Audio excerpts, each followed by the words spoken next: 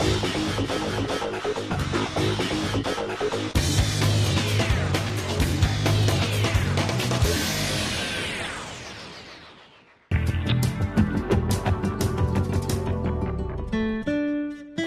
real estate from the supply perspective is right now at one of the weakest. I think we don't see many developers coming forward to put up new projects. This is primarily because of the difficulty in organizing funding, the focus of RBI in reducing exposure to retail real estate, retail being an asset class in which the returns come only after the developer is fully invested. It sometimes become not the best asset class to be invested in. So developers at this current stage, when they are under a cash crunch, tend to favor residential development to retail development. Having said that, we are now at a stage after 2-3 years where we are seeing the impact of lesser investment in real estate visible. The number of shopping centers on an annual basis is far shrinking. I expect going forward we'll have about 20 to 25 centers on an annual basis, and this will mean that retailers who are always on the growth path and who need new centers to grow will find it very difficult to find shopping centers. They will start having to look into high street standalones and build to suit options to meet their regular growth criteria. I think there is a huge demand from retailers to enter into centers which are well developed, well managed, and well anchored as well. And they're well positioned for the catchment which they are catering into. And there's a stark difference which is emerging from the centers which are doing well and which are not doing well. Cinema business is doing extremely well. F&B businesses in some of the restaurant chains are doing extremely well, are picking up huge amount of sales. Fashion brands selectively, some of them are doing great, some are not so. But it's more of because a little bit, yes, the market sentiment is a little softened. But it's just about the fact of the matter is also some of the brands have not innovated enough to catch the new age customer. So there's a huge pressure which is building up on the existing malls. So there is a huge demand which is we're seeing because we're not seeing any new centers coming as much as we desire to.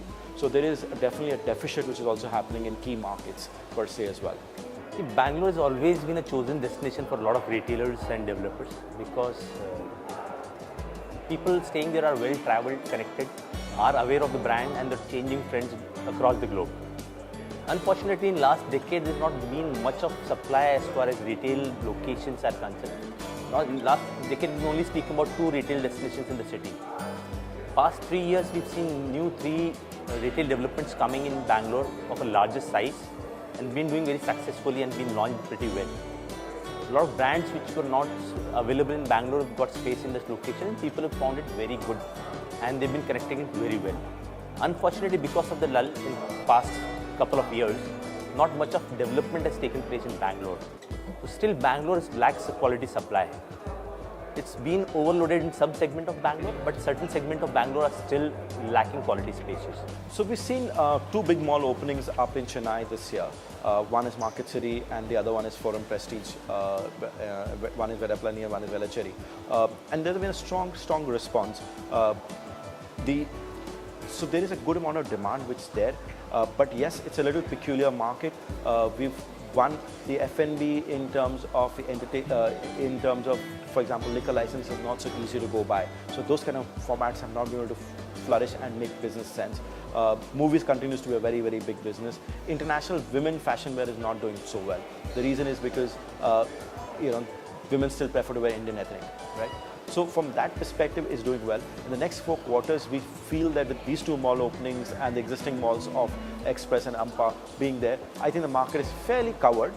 There is still room in certain pockets to build up retail centers, but we're not seeing too much traction of retail real estate getting developed because development approvals are not so easy to get up in Chennai right now. So there is going to be a pressure on these malls to obviously accommodate as much demand comes in. Plus, there's also the pressure of these 2 malls because they just opened, and first is always the most challenging year for everyone, is to make sure the sustenance and performance of these brands. So that will really define the Chennai market for so 1 year is going to be a little stable with some challenges, and if we pass through this year in Chennai, I think it's a great market to continue to be in. If you see the 4 regions of India, I think the maximum number of supply that is coming up in the next 2 years is in North India. So as you know that there was a lot of confusion in the past regarding Telangana issue, and because of Telangana, people were not willing to invest in the properties. As a population of 65 lakhs of Hyderabad as of now, there are only two malls which takes care of the requirements. One is GVK, which is the Central Business District, and there is one more mall called Inorbit Mall, which is at High-Tech City. These two malls put together is around 12 lakhs square feet. The last mall which came in orbit was around 4.5 years back. So if you look at it, the expansion of Hyderabad has been exponential over a span of time. So there is a lot of requirement for good quality of malls with a size of around 4.5 lakh square feet each.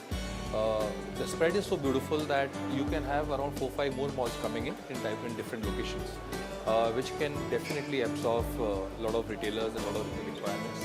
As of today, we have a lot of requirements from all formats, whether it is value formats, whether it is departmental stores, and people are looking forward for this clarity to happen so that they can invest in the properties. So as of today, if you look at GVK and Inorbit, as I said, these are two malls which hardly have any churning.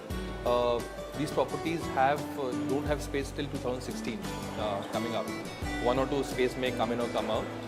So these malls are doing perfectly fine. There are two more malls which are coming up. One is Manjira Trinity at Kukatpalli, which is now the most densely populated area.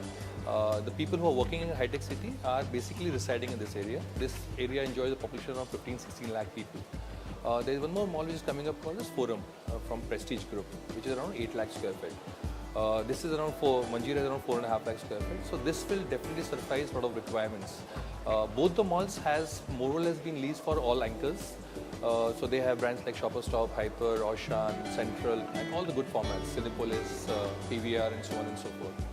So this side of the market has been covered. The rentals, if you ask me, is reasonably good. The vanilla on the ground floor enjoys around 140-150 rupees square feet, and anchor goes up to 65 to 75 rupees per SFT. Calcutta is a very old and conventional market. So people there in Calcutta, developers primarily, they are very orthodox, old-minded. So they believe in investing and keeping it on hold for a longer period of time to get better returns. And land cost being very high in Calcutta, so obviously construction cost is high, so the desired rental levels are very high compared to other cities. I mean, they are somewhere at par with Hyderabad. Now we have been seeing a lot of retailers showing interest to come into Calcutta, but because of a challenge of quality supply in Calcutta, so there's a huge gap between the demand and supply scenario. See, from a retailer's perspective, Bombay is a very important market. So most of the retailers consider Delhi and Mumbai as the first two markets, in both in terms of presence, in terms of performance. Bombay from them is about 5 markets, which will start at Colaba, then we'll come at the next stop at Parel, and then we'll have Bandra, and then you'll go to Juhu, and then Andheri, and so on. Now, the retailers have so far, for so many years, been dividing Bombay into these pockets, and they have been focusing on that. And that's how the shopping centers also have developed. So most of these pockets which I explained to you would have a shopping center or two which will come up and create dominance in that region. And that is why you never hear too many shopping centers in Bombay, because Bombay being very linear and so many micro markets, each micro market getting 1 or 2 shopping centers doesn't create crowding. In our view, Pune in the last 2 years had a spate of new mall launches, and I think they were timed very close to each other. So we see in the Nagar Road and Hadapsar belt 5 centers which came up in very quick succession, which was a lot of real estate space adding up to one pocket of Pune. And I think it will take a year or 2 to stabilize. Some of the centers have started picking up and doing really well. I think it's just a matter of, so if you ask me what's happening in the next 4 quarters, I think the market is going to definitely be performing, and retailers are going to be very happy that the sales are improving and the market is being stabilized.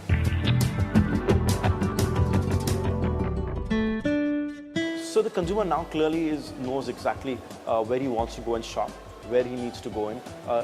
The malls, yes, are making a lot of effort to market themselves and get the customers in, but really the customers knows exactly in each of the markets where the mall has been operational for 1 or 2 years, he knows exactly where to go in. I think what is making a difference between one mall to the other is the softness. The hardware in terms of the design or getting the right tenants is like a given. So if that is there, the customer knows he will come. But it's the soft factors which is differentiating between one to the other. It's like services, convenience. For the women who are going in is how easy to get in and get in parking access, concierge services, the softness available of the variation in terms of retail also experience. It's not only national brands which also have catered to the different aspects, whether it's a nice salon which takes care of it, a health club which is also very important in some of the key locations as well. So you can see those differences coming in and which is making a difference in the soft services which are making a difference. So definitely the consumer is very evolved.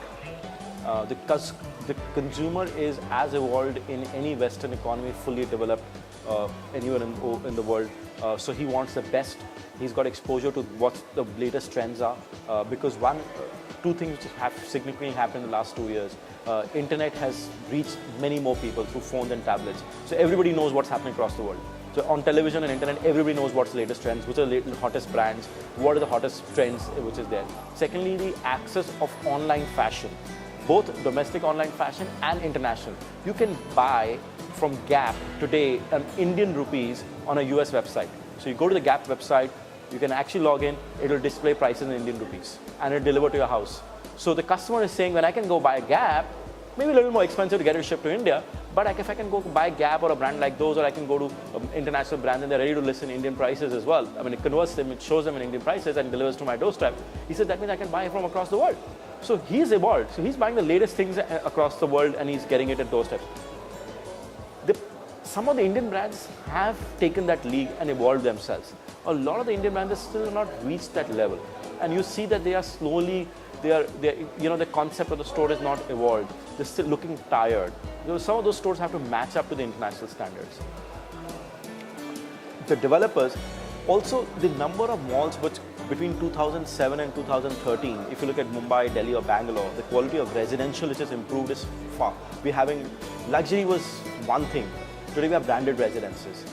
People are talking about huge amount of services to come in those apartments where people are living, whether it's laundromats, whether it is concierge services, whether it's a creche, whether it's a small miniplex inside the apartment complexes, whether it's fully fitted apartment with the best Italian kitchen range which is available in terms of equipment and the ovens and the refrigerators and the built-in kitchen and the wardrobes and the others. But in the retail experience, when we're looking at it, is the shopping mall, we're still shopping in the malls which are aired in 2005, 6, 7. So we're still on the 2007 model. We've not seen a 2013 model of a mall yet. 1 or 2, but the demand is far higher.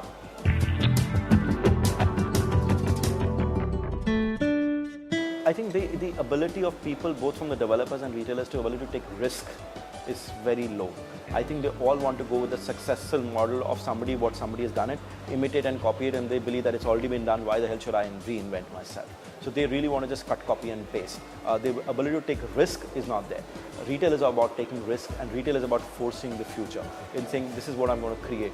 Apple created the same phone, it's just that the way and the look and feel is different.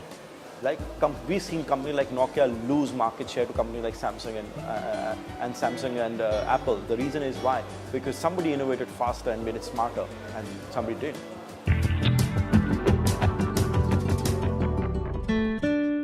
So I think one is not to imitate what somebody else has done. So if a mall which has been there from 2007 done a great job, doesn't mean that his tenant mix or their tenant mix has been the best. It should not just pick up and say, I'll replicate in my mall. It was that was done keeping 2007. You need to be different and see what is relevant in 2013 and what will be relevant in 2016, 17, 18 as well. So use that. Secondly, the fact of the matter is that keep that flexibility in your retail also. Retail is about community. Retail is about a drama, right? You cannot, today the way a movie was made by Yash Raj Chopra in 1990s, Amitabh Bachchan and Rekha was different when he made Jab Tak Hai Jaan with Shah Rukh Khan and Katrina Kaif. The theme was celebrating love, but the way the movie was positioned was different. So the same thing, you have to position the drama differently in a retail mall as well. Why can't you differentiate the drama by saying is, I will make sure that this is a different drama to the next stage.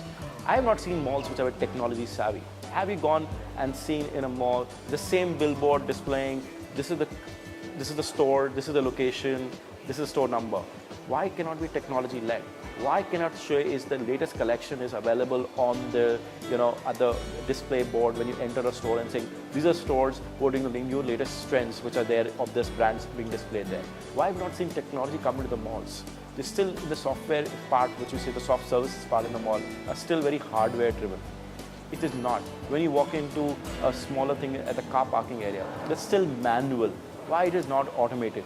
When I'm walking into a mall, why outside itself I should not be knowing that where there's a right parking spot available and I go to the shortest distance and go and park it. I still have to go 3 circles in the basement to identify a parking spot and wait for some car to get out. So it is all about intelligence, which as you make it customer friendly, that's where the next age of mall is going to come in.